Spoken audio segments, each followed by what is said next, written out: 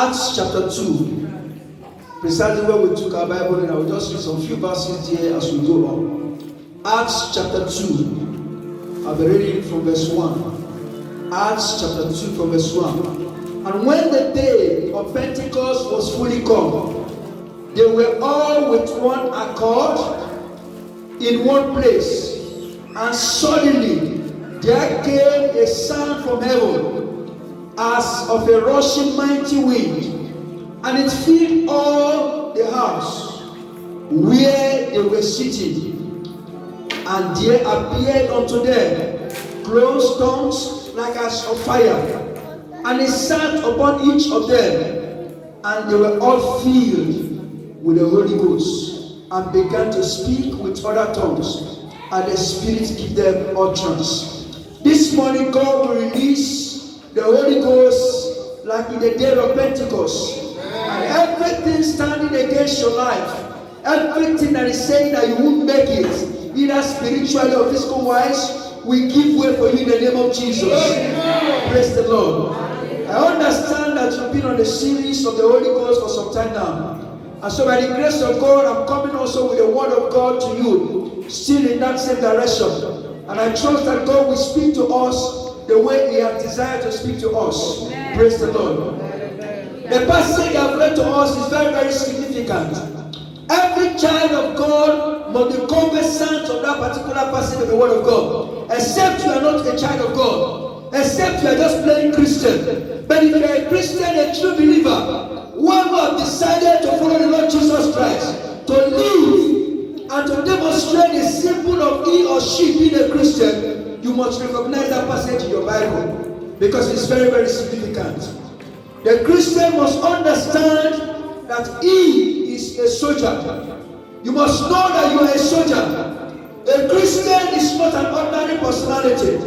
He is someone that carries the person of God inside him. This morning I'm bringing you the message that is titled, The Person of the Holy Spirit. The topic we're talking about is who? The person of the Holy Spirit.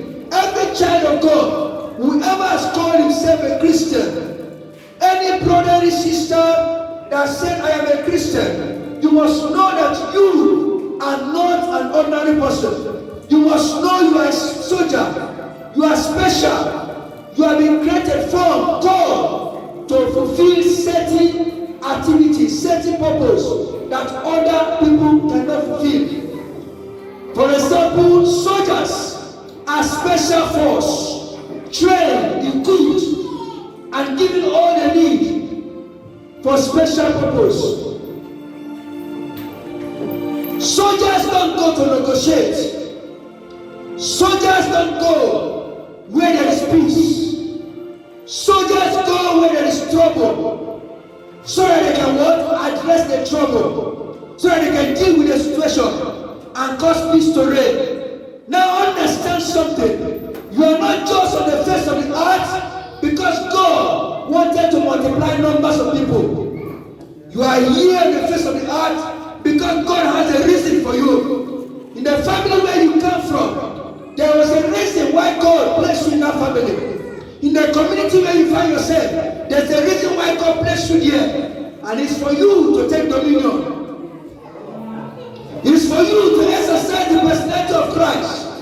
It's for you to have prevalence over everything that contradicts or is working contrary to the will of God. An ordinary man cannot go and create peace when there is war. It's only a soldier that can do that. If you have that mindset, you can clearly understand that for you to fulfill the purpose of God in the place where God has created you or planted you, you need something that others don't have. You need something to overcome that situation. And that is the person of the Holy Spirit. The Holy Spirit is what makes you who you are. The Holy Spirit is what makes you to truly stand as an ambassador of the Lord Jesus Christ.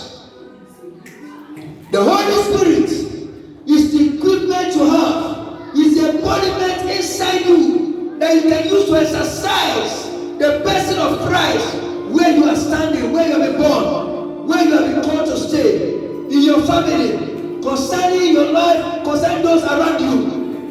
If you lack the gift, power and authority, you can't function. Soldiers are not being feared in the battlefield because they are wearing uniform. They are feared because they are carrying weapons that other normal people don't carry. The weapon they carry is to create peace where there is trouble. It's to create tranquility where there is uproar. You as a child of God cannot exercise the power and the personality of Christ wherever you find yourself if you don't have the Holy Spirit. No wonder the disciples had to wait for the Holy Spirit to come on the day of Pentecost.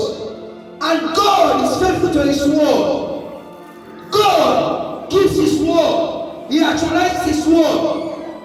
And when that day came, the power came down. As the power will come down this morning in Jesus' name. Amen. If you believe that, should make a joyful noise to the Lord. Amen. Brethren, you must know and believe that for you to prevail and for you to overcome, you must be stronger than your enemy. Otherwise, you will become a victim. God didn't create us to be victims. Rather, He created us to be what? Victors. That was why in the book of Genesis He said, go and what? Have dominion. To have dominion means to be a victor. Unfortunately, some people are defeated. The devil uses them like handkerchief. He wipes them with his shoe or with his face, whatever, and he throws them off when he doesn't need them. But that will change in Jesus' name. And how can he change? Except you carry something that the devil cannot deal. And that is the person of the Holy Spirit. Praise the Lord. The Holy Spirit is a symbol of power and authority. And it's what equips the believer to function the way God wants him to function. The church of God is born out of fire. The church of God is born out of Pentecost, out of fire. If you say you are a Christian, the devil will look at you and say, is it by name or by lifestyle? Is it by name or just what you carry inside you? The devil wants to see it. I want to know whether actually you are. The souls of Stephens, they said in the name of Jesus, which Paul preached, which Peter preached, come out of this person. And they say, who are you? Because they don't recognize them. Now listen, brethren, listen, my good brothers and sisters. What I'm talking here is far from coming to church. What I'm talking here is what? Reality. Christianity is practical. It's authentic. Christianity is authentic, it's practical. You can't fake it.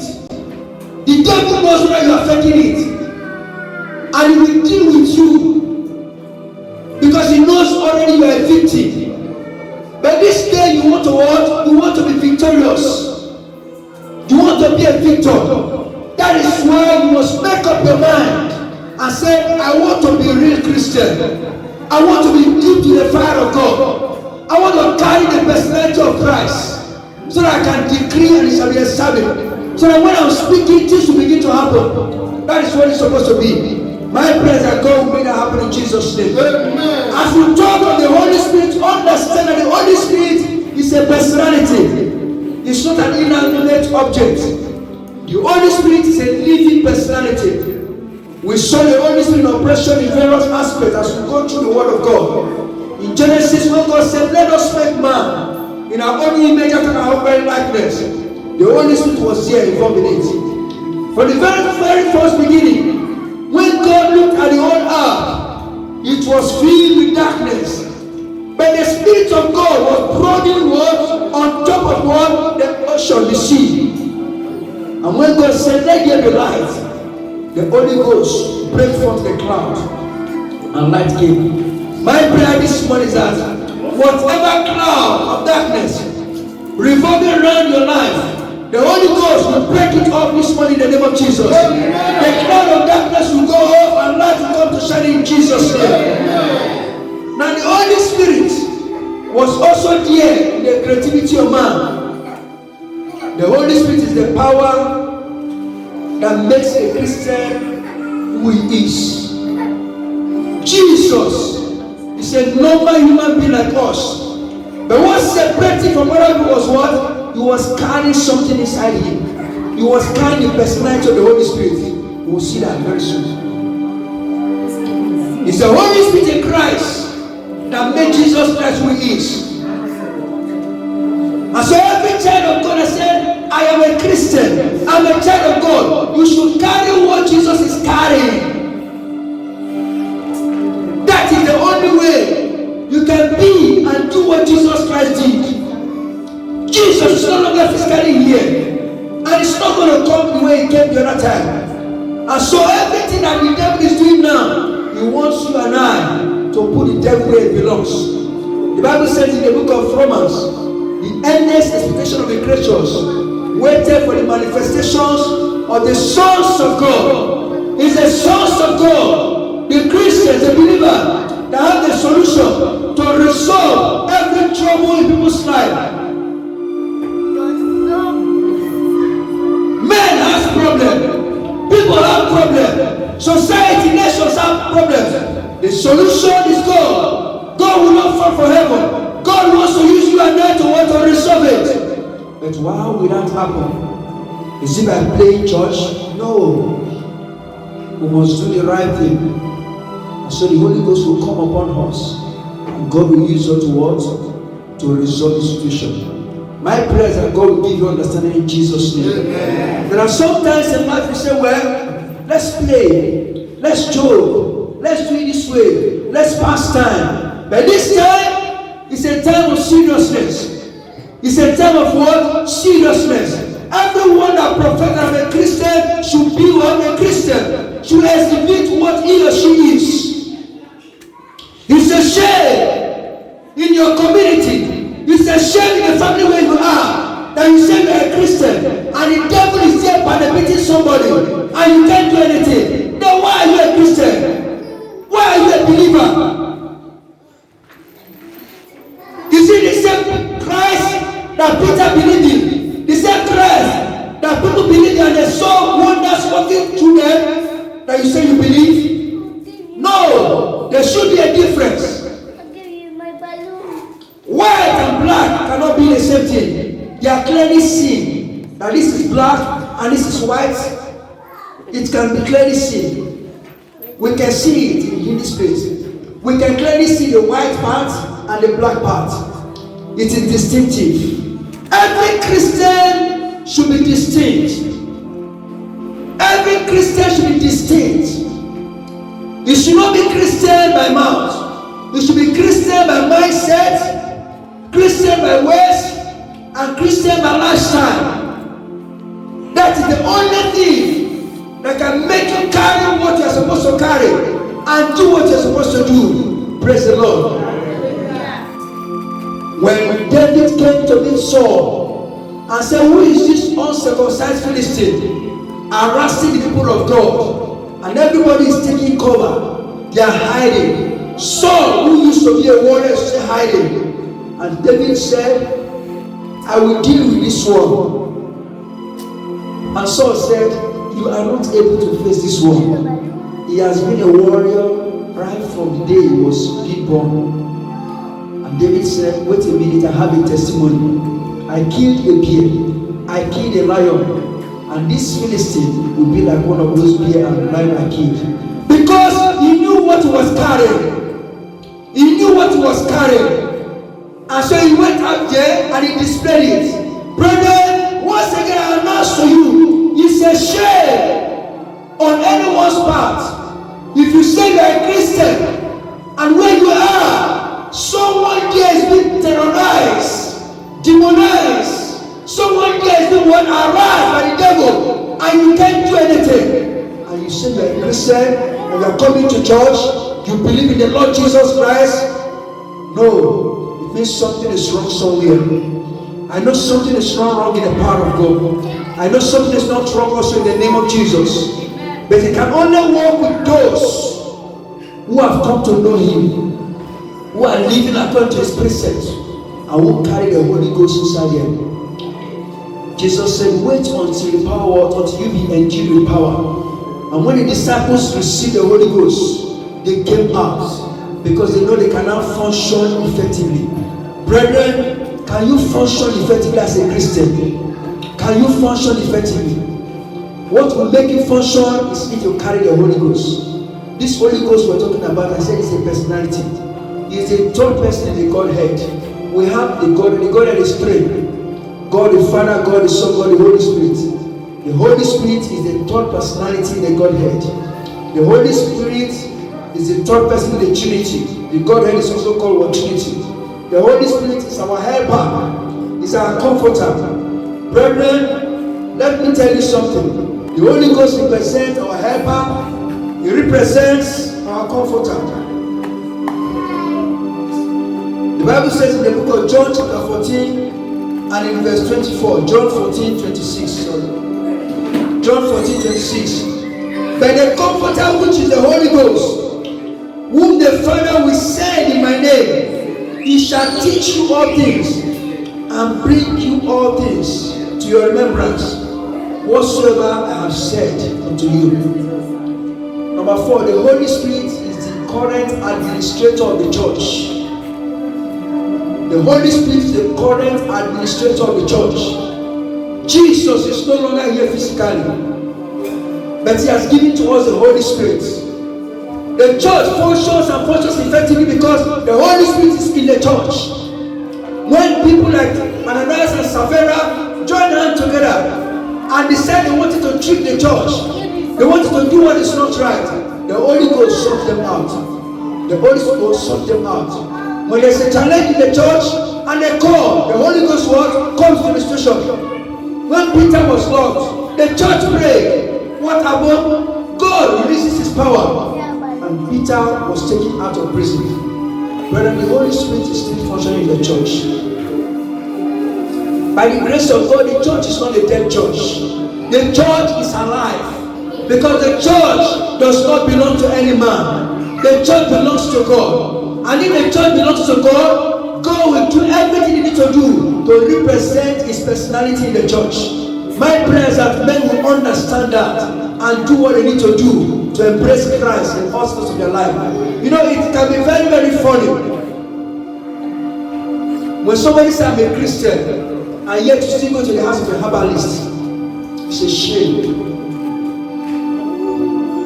You say, I'm a Christian, and you still go to the house of a herbalist. You send money home to your father, to your mother, to your family at home, to help you to consult, to help you to go and meet that Baba, that Mama somewhere. It's a shame. And in the open, you say, I'm a Christian. The devil knows you are lying. And that is why that problem is still there. That is why I will not let you go. But if you can surrender all to Christ, then things will change in Jesus' name. If you can give it all to Christ, then things will change in Jesus' name. My prayer is that God will give us understanding in the name of Jesus. The Holy Ghost is the one that gives us conviction that this thing is good and this thing is not good. That there is going to be a change. It's the Holy Ghost. It's the policeman that God has put in our hearts. When you are driving, for example, and you get to the semaphore, the traffic light, once it shows red, whether a policeman is there, whether anybody is there, you will maintain, you will stop, so that those on leg will pass. The same way, the Holy Spirit is the policeman that God has given to us. It's our checker. It's our guardian. It's the one that gives you the red light and says stop, and so you hold on. It's the one that gives you the green light and says move, you begin to move. Praise the Lord. In the Old Testament, we didn't really see the Holy Ghost in operation in a way we see it today. But the Holy Ghost was in operation. Praise the Lord. The Bible said the Israelites were moving from Egypt, that in the daytime there was a pillar of cloud round about them, and in the night there was what, a pillar of fire round about them. When the pillar of cloud rests, the Israelites will say, okay, we have to stop here. They will stop there, they will relax, they will eat, they will sleep, they will do whatever they want to do. Once again, it starts moving, they follow it. It was giving them guidance. Brethren, do you understand that it is God's representation? It is God's symbol of what? Presence in the place wherever we see it. This morning, brethren, can I announce to you that God still wants to do great things in our life using the Holy Ghost? And this morning will not be an exception in Jesus' name. I don't know what you have come with. I don't know what the challenge is. But I can tell you something from the depth of my heart and from the God who I serve, that you will walk out of this place with testimony in Jesus' name. Amen. I have never seen somebody whose body is dirty and goes to the river to take his bed and see him come out without dirty. No! There will be a cleansing.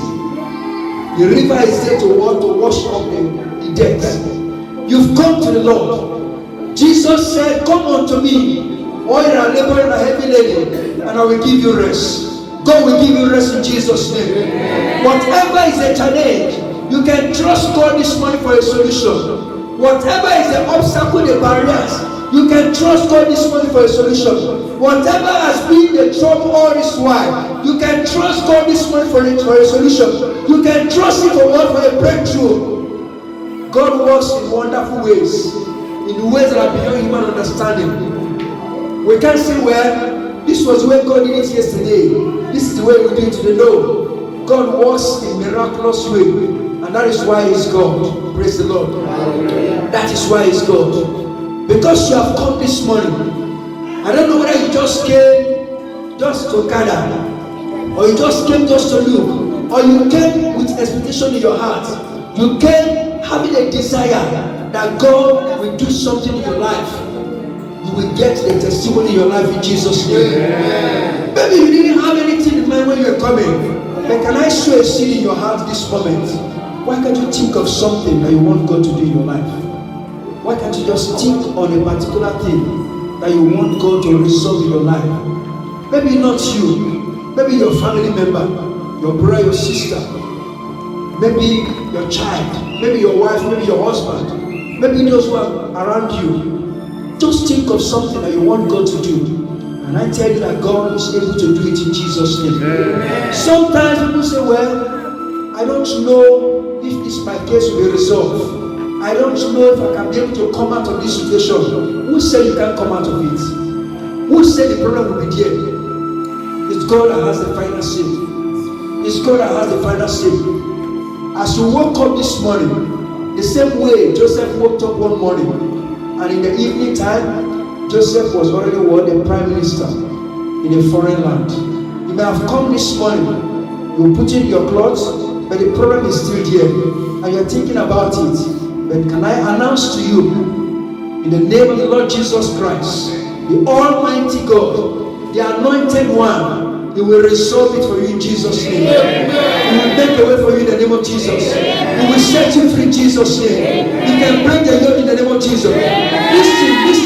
Listen, my sister. Whatever they have said, if you can trust God, God will reverse whatever they have said in Jesus' name. Amen. Whatever they have said, God will reverse it back in Jesus' name. Amen. No man has a right over your life.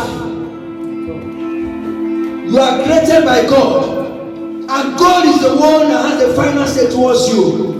Many are the devices in a man's heart, but under the counsel of the Lord that shall stand. The counsel of the Lord that shall stand. Ahithophel was a great counselor, but when he gave counsel to all David, what about the thought of foolishness? I pray for you this day. I pray for you this day. I pray for you this day. In the name of Jesus, every negative counsel against you, God will turn to foolishness in Jesus' name.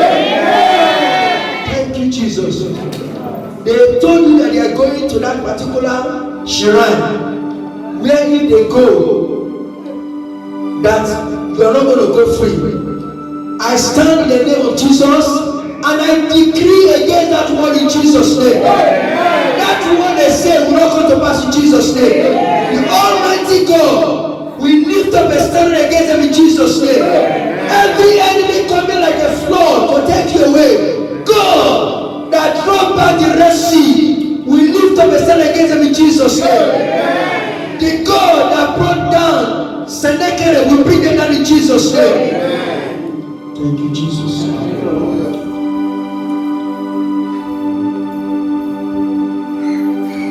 Brethren, when a man is carrying the Holy Ghost, when a Christian believer is carrying the Holy Ghost, he operates in the dimension of the supernatural. He does not operate in ordinary level. He operates in the dimension of what is supernatural. And the Christian is called to operate in the dimension of the supernatural, not in an ordinary level.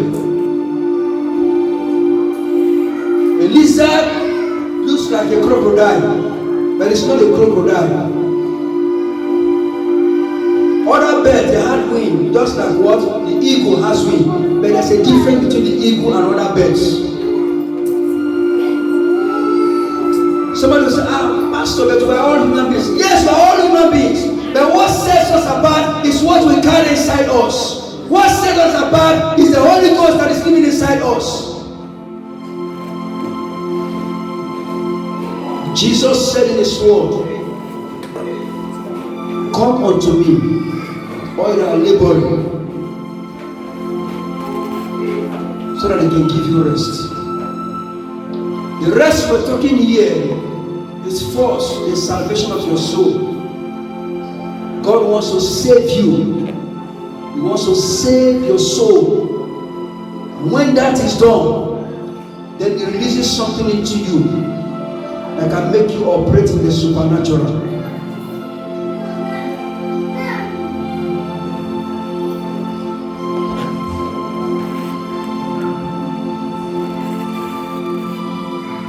If a man goes and pour a smelling water upon himself and looks at the best of maca suit and puts on, he will still smell. Let the maca suit be so beautiful, it will still be smelling. Until that dirty is washed off first of all, then we can perceive the smell again. Coming to the Lord Jesus Christ gives us a total cleansing. And when that cleansing is done, then he empowers us to operate in the supernatural. And that is my prayer for someone this morning in Jesus' name. As I stand this day to talk to you, my desire is that the Holy Ghost will inspire someone this morning and make him or her to give it all for Christ. And after which, you can begin to see God in operation in your life in Jesus' name. Amen. What characterizes the life of somebody operating in the Spirit, in the Holy Spirit? One of the things I said before is that he will operate in the dimension of the supernatural. Again, I said you'll be anointed to do what? The supernatural. You'll be anointed to what? To do the supernatural. Peter was just a fisherman. But when the Holy Ghost came upon him, he can do the supernatural. My prayer after this morning, you'll begin to do the supernatural in Jesus' name. Amen. Jesus was giving birth, just as every other human being was giving birth to. In fact, Jesus' case is even like, can I say worse? Jesus was born in a manger where they keep animals. They can't find even a better place to give birth to Jesus Christ. It was in a smelling place where they keep animals. That was where they gave birth to Jesus. But yet, Jesus was set apart. He became different. Can I show you something in the book of Acts chapter 10? Acts chapter 10. Verse 38. Acts chapter 10, verse 38. We pray very soon. By the grace of God, I'll be anointing us this morning. We're having a little anointing as God will permit us.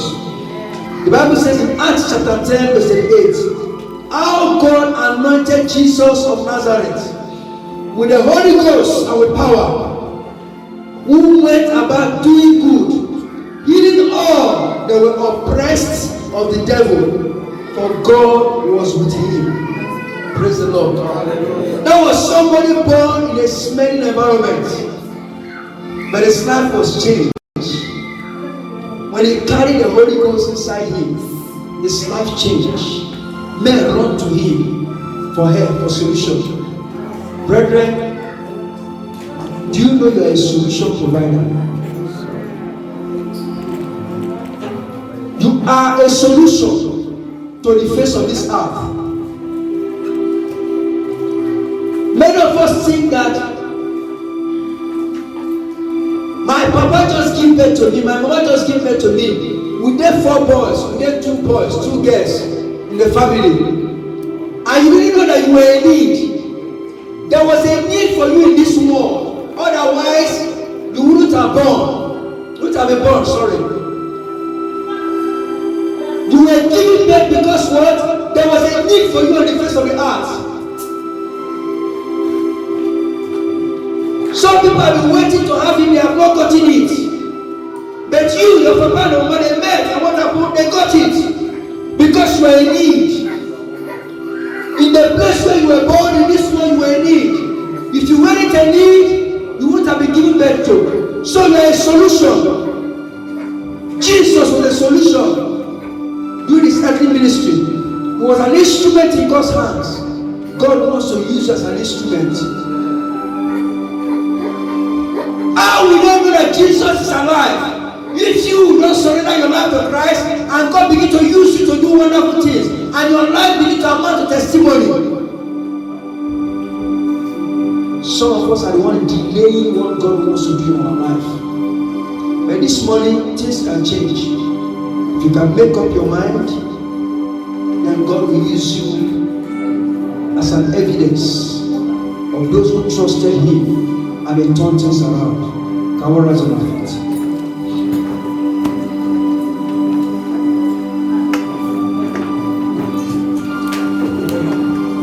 Whereas the message concerning the person of the Holy Spirit is not what you can exalt, it's not what you can finish at any time. It comes in the way God wants it to come. But what matters is those who are present where the word is delivered. Let them tap into what they're supposed to tap and get it. This morning we're here. I know we've also come to celebrate with those who also brought their child to be dedicated. But wait a minute. There's a reason why God also made you to be here. So that you can partake of His goodness. God wants you to partake of His goodness. So you can't come and go just like that. There is something God wants to do in your life. But that can happen if you are totally connected to God. Now look at where we are. If someone decides to cut one of those wires now, that fluorescent cannot deliver light. The fluorescent is still there. The globe is still there. Everything is still there. But it can't function except it's connected. Now you can't function effectively except you're connected. Some of us will say, well, I'm still trying. You are still trying. It's a matter of time. It's a matter of time. And that try will not be there again. It's like a tree. It's like taking a goat, put a rope on the neck and tie it against a tree in a very big field. Now the goat will begin to eat all the grass in that radius, in that circumference. By the time you finish eating the grass and that rope is not increase, that goat will die there because it cannot expand any longer. It is time to a point. So it's not a question of trying. You want to fulfill God's purpose in your life. You want to succeed and succeed well. You want to excel and excel well. And what makes the difference is your connection with the Lord Jesus Christ. Without wasting time. You are here this morning. You've not given your life to Christ. But you want to enjoy these things. Except you are connected with Christ, it will be difficult. Or maybe sometimes you used to be a Christian, but today something has gone wrong. All eyes closed, please. Let's bow down our head, please. This morning you want to surrender your life back to Christ. You want to give your life back to the Lord Jesus Christ, so that you can enjoy the things we're talking about. Listen, it is not just a question of just trying. God wants to fulfill your destiny in life. And for that to happen, you must be connected to Him. All else bow down, please. You want to give your life to Lord Jesus Christ. I want to pray with you. I want to pray with you this morning. You can please put up your hand. You can lift up your hand so that we can pray together. God bless you. God bless you. I congratulate you. God bless you. Just put up your hand so that we can pray together. God knows you are here. And He wants to do that which He wants to do. And He will do it in your life in Jesus' name. Amen. All eyes closed, please. Those who are putting up their hand, let's pray together. Father, in the name of Jesus, repeat after me. Say, Father, in the name of Jesus, on this very day, I surrender it to you. I'm giving my total life to you, so that you can be my God. Please show mercy upon me. Wherever I've erred against you, wash me with the blood of Jesus. Sanctify my life. On this day, I am giving myself to you, making you my Lord and personal Savior. From now henceforth, Lord, be my God, be my Maker. In the name of the Father, and of the Son, and of the Holy Spirit. Thank you, Jesus, for answering my prayers. In Jesus' name we pray. God bless you. I congratulate you. Can please put down your hand. God bless you. Now we're going to pray together. I'm going to raise some prayer points. We're going to pray as God is going to lead us. After which we're going to be anointed. And I tell you, as you go from here, you won't be the same thing again. Life will become easy for you, smoother for you in the name of Jesus. Now lift up your voice and say, Father, I thank you because of the gift of life given to me. Thank you for keeping me alive till this day. Thank you for the grace of God that sustained me. Thank you for every single thing you have done for me. Thank you for all the protection, the preservation. Thank you for the provision in my life. Thank you for every member of my family. Thank you for the way you saved me and brought me to this country. I am grateful to you. Lord, I am grateful to you. Receive my praise, receive my praise, receive my appreciation this day. Glory be to you. In Jesus' name we pray.